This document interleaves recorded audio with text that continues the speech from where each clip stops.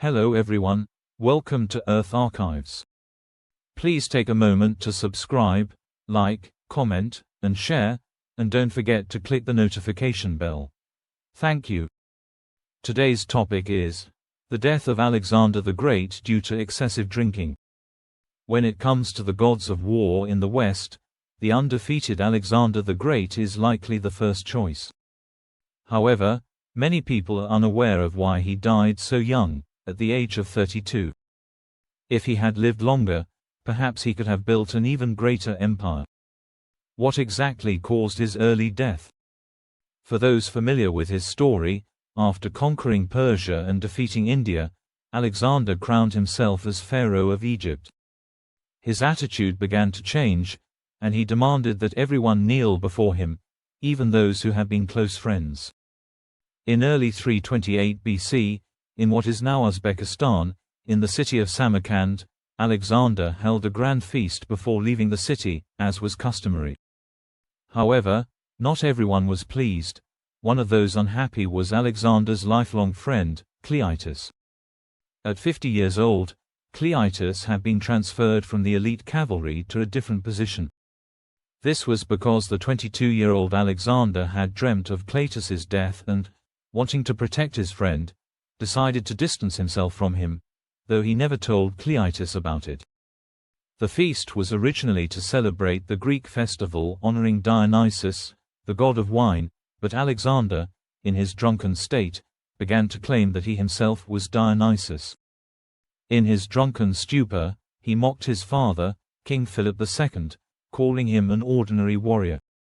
As we all know, an emperor is often surrounded by flatterers, and these sycophants quickly jumped in to agree with Alexander's words, further inflating his ego. Cleatus, already drunk, was deeply dissatisfied with Alexander's remarks and blurted out, "Philip was a great man and a wise king.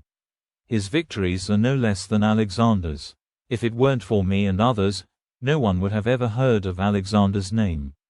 He would never have gone further than Halicarnassus, nor crossed the Hellespont." Cleatus even recited a passage from Euripides, mocking and accusing Alexander of dressing like a Persian woman, further ridiculing him. Naturally, Alexander, who was already in a drunken rage, could not tolerate this. He grabbed an apple and threw it, hitting Cleatus on the forehead.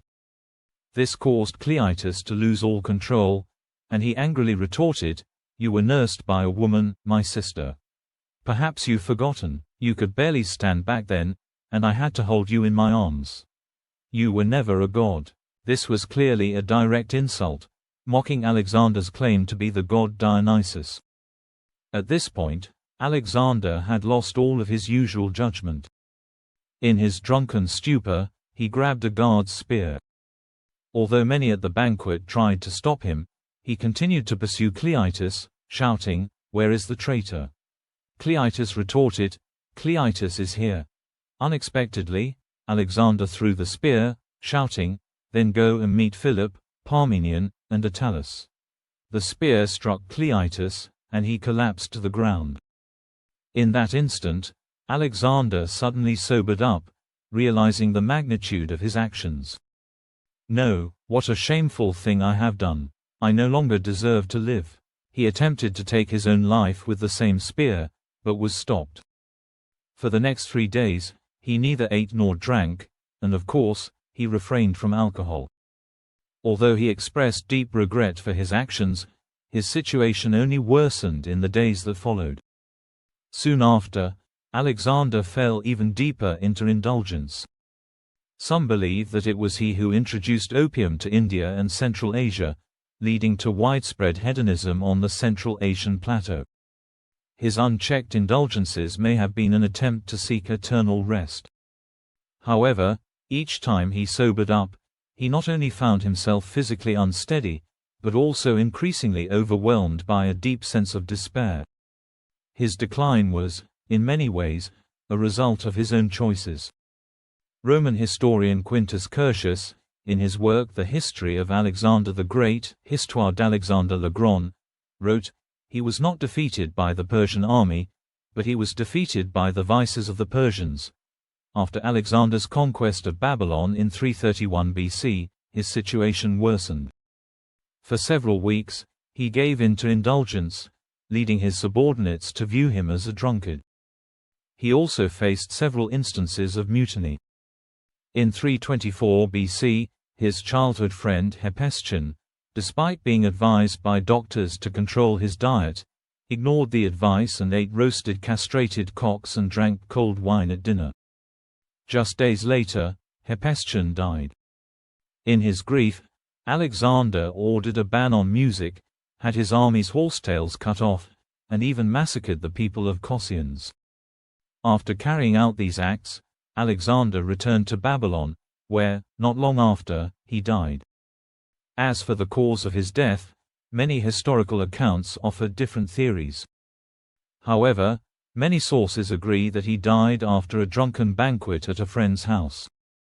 Diodorus of Sicily recorded, after drinking a large cup of wine in one gulp, Alexander suddenly felt intense pain, as if struck by a heavy blow. Plutarch wrote, he drank all night, and by the next morning, he developed a fever. 10 days later, on June 13, 323 BC, Alexander the Great passed away.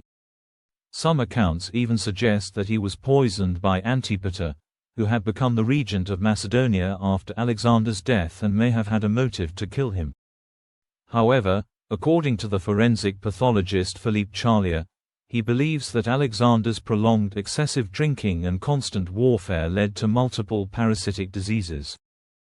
In his 2017 study, Charlier concluded that Alexander's already poor health rapidly deteriorated, saying, "We all know that he frequently held banquets, drank large amounts of alcohol, and stayed up late.